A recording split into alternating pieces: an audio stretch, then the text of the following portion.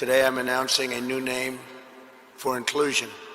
One of the 56 signers of the Declaration of Independence was a patriot from Delaware.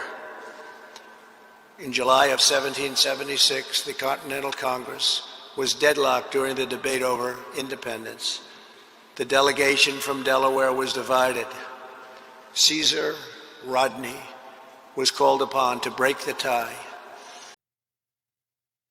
What if I told you that a statue of a man who enslaved over 200 people is now being displayed in a space associated with the legacy of Martin Luther King Jr., a man who fought for freedom, placed beside the memory of a man who lived for it? This is not just controversial. Many are calling it a middle finger to Americans. But is that true? Or this is about something deeper? History, power, and who gets to control the narrative? Let's break it down. The man behind the statue.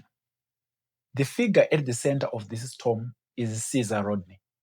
Now in American history, Rodney is considered a founding figure. He was one of the signers of the Declaration of Independence in 1776.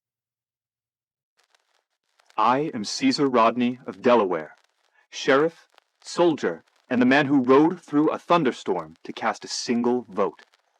John Adams called me the oddest-looking man in the world, but he said there is sense and fire, spirit, wit, and humor in his countenance.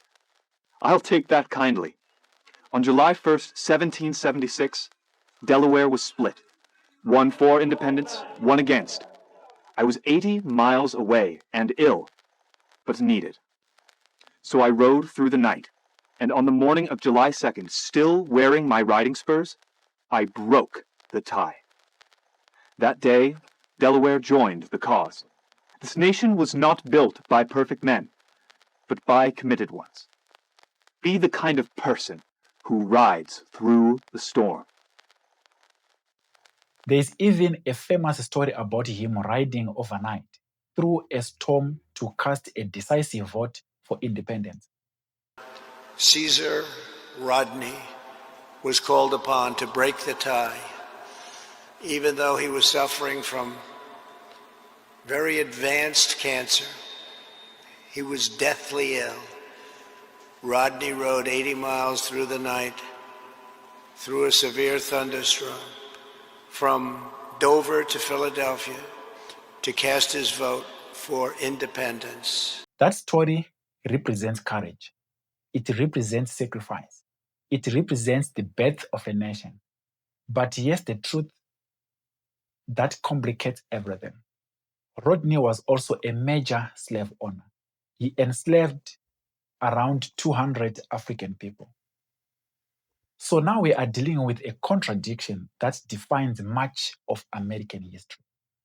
A man who helped build a country based on freedom, while actively denying that same freedom to others.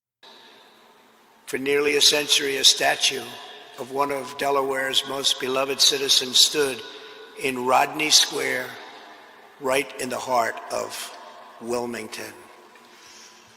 But this past June, Caesar Rodney's statue was ordered removed by the mayor and local politicians as part of a radical purge of America's founding generation. Today, because of an order I signed, if you demolish a statue without permission, you immediately get 10 years in prison.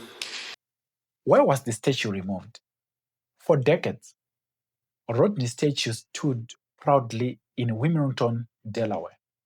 But in 2020, something changed.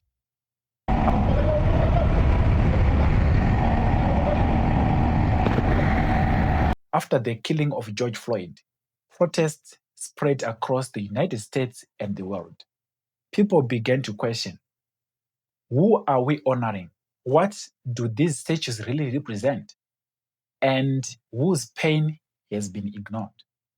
Many monuments connected to slavery and oppression were removed.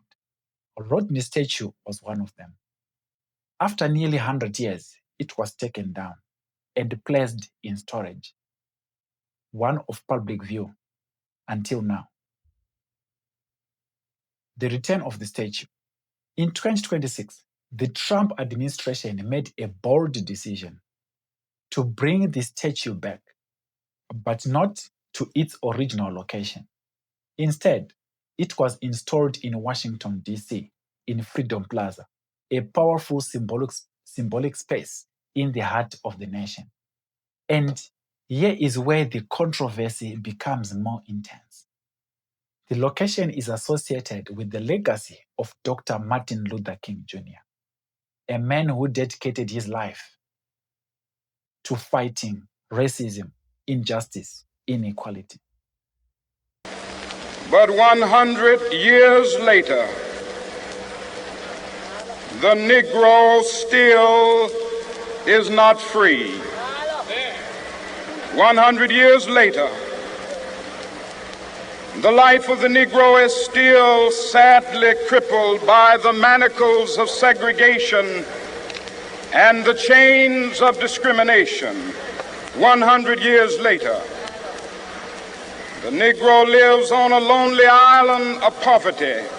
I have a dream that one day this nation will rise up and live out the true meaning of its creed. We hold these truths to be self-evident, that all men are created equal. So placing a slave owner's statue in that space, for many critics, feels like an insult, a statement, a message, a middle finger.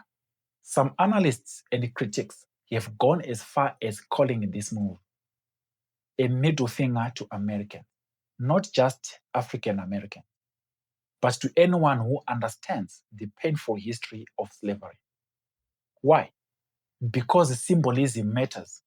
You cannot separate a statue from where it is placed and what that place represents. Putting a founding father who enslaved people in a... Well, also tonight, the Trump administration is ordering signs and exhibits related to slavery be removed from multiple national parks. That's according to our partners at the Washington Post. It is part of the president's executive order to remove, quote, corrosive ideology. Then why are some slavery exhibits being removed? Why are certain painful truths being reduced or ignored? This is where the debate shifts from history to control of history. History versus narrative. Let's be clear. Every country tells a story about itself, but who controls the story? That's where power lies. Supporters of the statue say, you cannot erase history. Founding figures must be remembered, even if they were flawed. But critics say, this is not about remembering. This is about who is being honored and how that honor is being displayed. Because a statue is not neutral, it stands tall, it celebrates, it elevates, it tells people, this person matters. So the question becomes, what message is being sent? A pattern emerging. This is not an isolated event. There is a broader trend happening. Confederate statues are being reinstalled. Historical narratives are being reshaped. Cultural symbols are being reintroduced. For example, the statue of Confederate General Albert Pike was also restored after being removed during protests. Well, the statue of Confederate General Albert Pike is standing once again near Judiciary Square. The National Park Service says the restoration is in part because of President Trump's executive order to, quote, beautify the district. The 11-foot statue is the only outdoor sculpture in the district honoring a Confederate general. So now, people are connecting the dots. They are asking, is this about history or is this about politics? Happy 4th of July! The 250-year narrative. All of this is happening as the United States approaches its 250th anniversary. And moments like this matter because anniversaries shape national identity. They decide what is celebrated, what is remembered, and what is forgotten. But here's the challenge. How do you celebrate a nation built on both freedom and oppression? Do you focus on the victory, or do you confront the full truth? Before we continue, if you believe in telling African stories with the truth, depth, and courage, support the movement. Visit the Africarized shop. We have got powerful African-inspired merchandise that represents identity, history, and pride. Every purchase helps us keep these important conversations alive. Link in the description. Why this matters beyond America. Now, let's bring this home, because this is not just an American story. Africa understands this struggle. Across the continent, we still have statues of colonizers, streets named after oppressors, systems built on colonial foundations.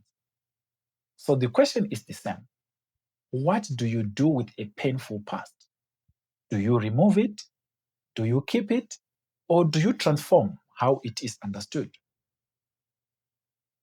The real conflict. At its core, this is not about Caesar Rodney. It is not even about one statue. It is about truth versus comfort. Because history is not always inspiring. Sometimes it is painful. Sometimes it is contradictory. And sometimes that same person can represent both freedom and oppression.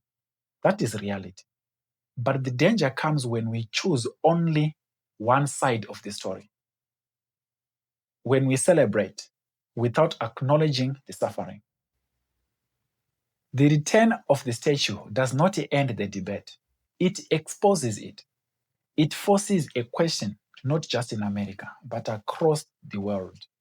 Who controls history? And more importantly, whose truth gets told? Because a nation is not defined by what it hides, but by what it is willing to confront. From Washington to Accra to Johannesburg, the struggle is the same. To tell the truth, to honor the past, without repeating its mistakes. Because in the end, history is not just about what happened. It is about what we choose to remember and what we choose to stand for.